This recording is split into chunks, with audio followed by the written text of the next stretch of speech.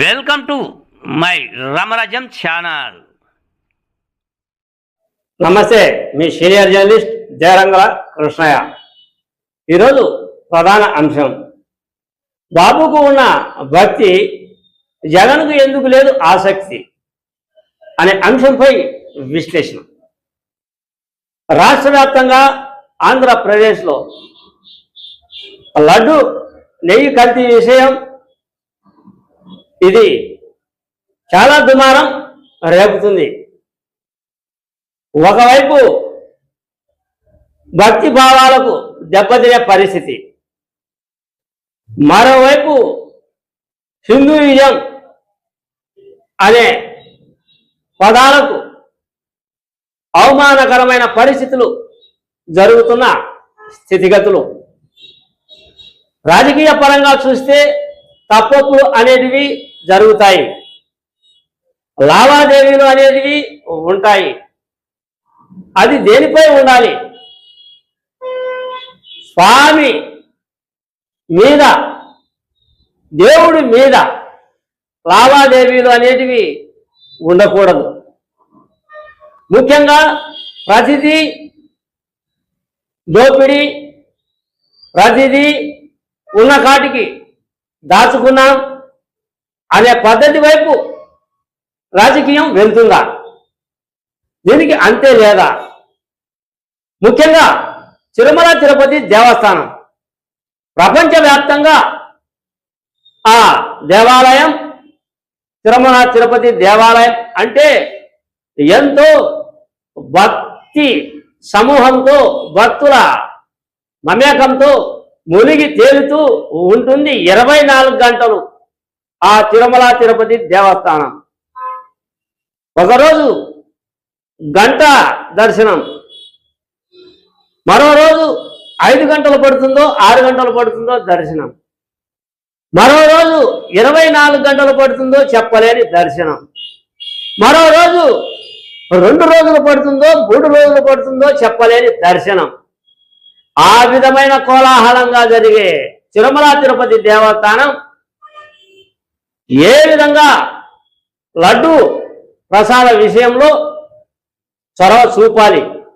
ముఖ్యంగా ప్రజలకు సంబంధించిన ప్రజాస్వామ్య పద్ధతిలో ఎన్నికైన రాజకీయ నాయకులు, ఆ రాజకీయ నాయకుల కింద ఉన్నటువంటి అధికారులు ఆ స్వామి భక్తి మీద ఎటువంటి ఉత్సాహం చూపాలి?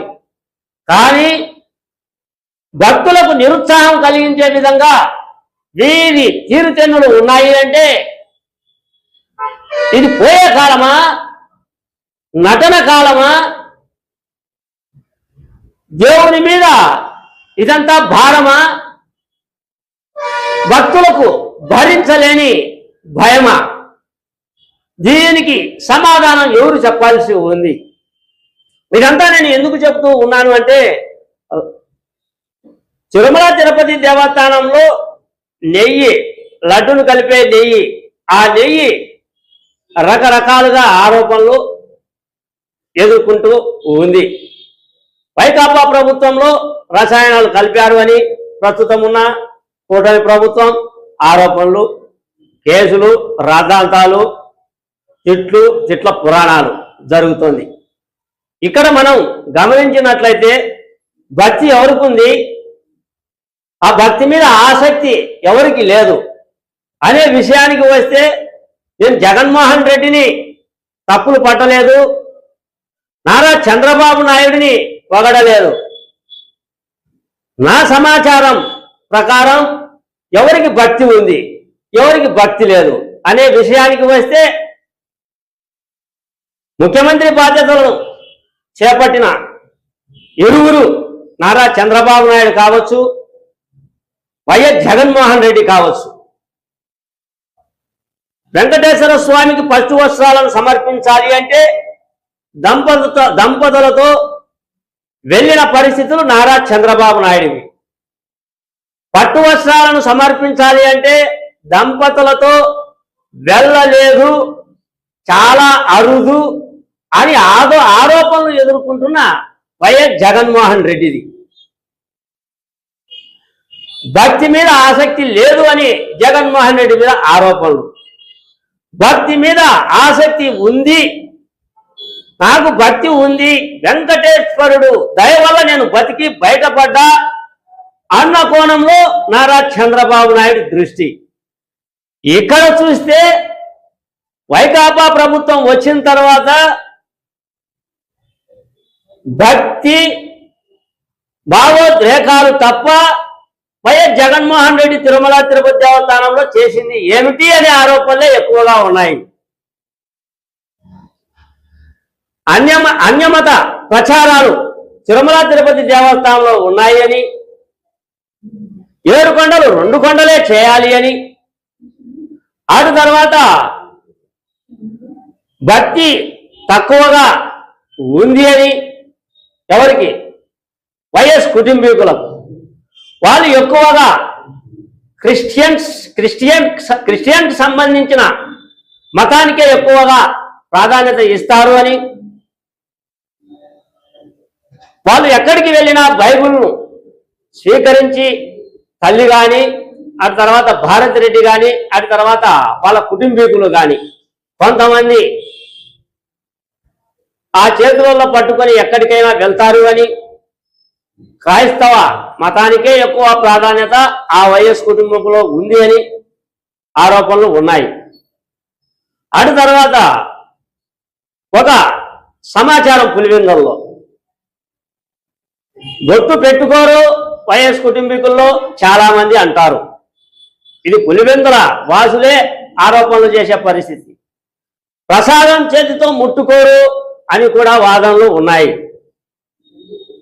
భారతరెడ్డితో సహా, అటు తర్వాత రాజారెడ్డి సోదరి మనులతో సహా భక్తి అనేది చాలా తక్కువ అని చెప్పుకుంటూ వస్తారు. ఒకానొక సమయంలో దివంగత నేత వైఎస్ రాజశేఖర రెడ్డి ఒక గుడిలో పూజా కార్యక్రమాలు చేపిస్తుండగా ఆ గుడిలో వైఎస్ రాజశేఖర రెడ్డి హాజరు అయ్యారు అని, వైఎస్ రాజశేఖర రెడ్డికి కుంకుమ బొట్టును పెట్టారు అని, అది చూసి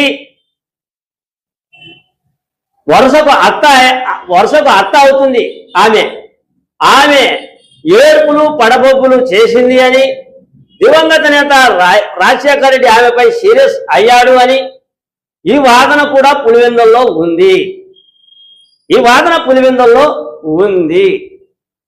అటు తర్వాత ఇక్కడ చూస్తే ఎవరు? చంద్రబాబు నాయుడు హయాంలో కొంత పుష్కరాల అంశం అయితేనేమి, ఆ తర్వాత ఇతర రకాలైన పరిస్థితులు అయితేనేమి, దేవాలయాలు అయితేనేమి, అభివృద్ధి అయితేనేమి, చంద్రబాబు నాయుడు తీవ్ర దృష్టితో ఈ దేవాలయాల అభివృద్ధి అంశంగా పండుగ వాతావరణంతో, భక్తి వాతావరణంతో ముందుకు నడిచే కాలం చంద్రబాబు నాయుడిది. అటు తర్వాత వైకాపా ప్రభుత్వ హయాంలో రథాల కాల్పులు, అటు తర్వాత దేవాలయాల మీద విమర్శలు, దేవాలయాలపై అన్యమత ప్రచారాలు దేవాలయాల్లో, ఇటువంటి కార్యక్రమాలు జగన్మోహన్ రెడ్డి హయాంలో ఎక్కువ అయ్యాయి అనే ఆరోపణలు ఉన్నాయి. ఏది ఏమైనప్పటికీ ఎవరి మతం వాళ్ళది, ఎవరి భక్తి వాళ్ళది. కానీ తిరుమల తిరుపతి దేవస్థానం అంటే ప్రపంచంలో హిందువులే కాదు, ముస్లింలు కూడా, ఇతర రకాల భాషలను ఆచరిస్తున్న వారు కూడా, ఇతర దేశీయులు కూడా తిరుమల తిరుపతి దేవస్థానానికి వచ్చి అది ఒక మహాపుణ్యక్షేత్రం అని దర్శనానికి వచ్చి వెళ్తున్నారు. అంటే అటువంటి దేవాలయం మీద ఈ ఆంధ్రప్రదేశ్ ఏలినటువంటి గతంలో చూసినటువంటి ప్రస్తుతం ఉన్నటువంటి రాజకీయ నాయకుల దృష్టి ఏ విధంగా ఉండాలి? లడ్డు కల్తీ జరిగింది అనే మాటే రాకూడదు. లడ్డు కల్తీ జరిగింది అనే మాట వచ్చింది అంటే ఎవరిది భక్తి, ఎవరిది ఆ భక్తి లేని ఆసక్తి, ఇది ప్రజానికం భక్తులు మనోభావాలను దెబ్బతీసే రాజకీయ కుట్ర కాదా? అదేదో ఒక దొంగను పట్టుకుంటే నువ్వు బంగారు దొంగతనం చేశావు అంటే, లేదు సార్ నేను బంగారు చేయలేదు, వెండిని మాత్రమే చేశా అంటాడు. అది దొంగతనం కాదా? దాని దొంగతనం అనరా? ఏదైనా తప్పే కదా. ఇక్కడ జంతువుల మాంసం కొవ్వు కలసలేదు అనే వాదన కొందరిదైతే, కలిసింది అని కొందరిది. కలసలేదో కలిసిందో మొత్తానికి నాణ్యత లోపం అనేది ఉంది కదా, అక్కడ మోసం జరిగింది కదా, అంటే తప్పు జరిగినట్టే కదా. ఆ వాదన కరెక్టా? ఏం జరుగుతుంది తిరుమల తిరుపతి లడ్డు నెయ్యి విషయంలో? ప్రజల ఆక్రోశానికి, ప్రజల యొక్క మనోభావాలకు మీరు ఆటంకాలు కలిగిస్తే అది ఏ పార్టీ అయినా అకాల మరణానికి దారి తీస్తుంది. తిరుమల తిరుపతి వెంకటేశ్వర స్వామితో మీరు రాజకీయం చేస్తే అది ఎంతటి వారైనా ఎవరైనా పటాపంచల్ కావాల్సిందే. తస్మాత్ జాగ్రత్త. భక్తుల మనోభావాలను దెబ్బతీయకుండా రాజకీయాలు చేసుకోండి అన్నదే నా వీడియో. మీ సీనియర్ జర్నలిస్ట్ పేరంగుల కృష్ణయ్య. నమస్తే.